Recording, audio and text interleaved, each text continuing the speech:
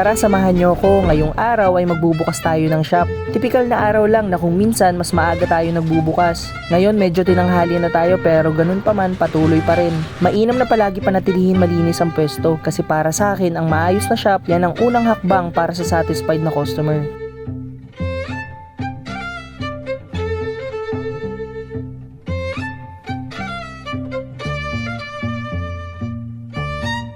Dalawang shop nga pala to magkatabi. Ito ang Vaping Ape na kung mahilig ka sa vape, andito lahat ng hanap mo. Smooth, solid hanggang sa mga disposable flavors, meron tayo niyan.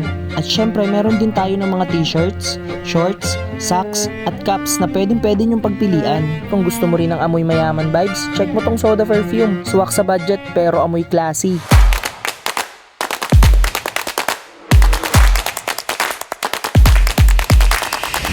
Goal namin dito hindi lang basta makabenta, gusto namin ang bawat customer lalabas na may good vibes at syempre may ngiti sa mga labi. Shoutout sa'yo, man. Kaya kung nasa area ka, drop by ka sa Vaping Ape at Soda Perfume. Meron din tayong page ng shop, suportahan nyo, like, follow and share para updated kayo sa mga bagong flavors at pabango. Kung mahilig ka mag-barbecue, meron din ditong malapit at katabi lang ng shop. Sulit na ang lasa at affordable pa sa presyong pangmasa. Kaya ano pang hinihintay mo? Tara bisita ka dito sa Purok 1, Barangay 5, Mercedes, Camarines Norte. Naubos ko na, sobrang sarap dito ng barbecue sa kanto. Dito lang yun guys, malapit sa vape shop.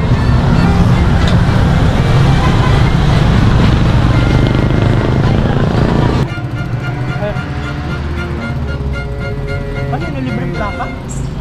Tumambay na lang muna ako sa labas ng shop habang pinagmamasdan ko ang mga tao at sasakyang dumadaan. Minsan ganun din sa buhay, may mga problema tayong dumaraan pero ang importante nagpapatuloy pa rin tayo sa mga pangarap natin sa buhay. Kahit gaano kahirap, ang importante huwag makalimot ng pasasalamat palagi sa may kapal. Yun lang, salamat sa pagsama.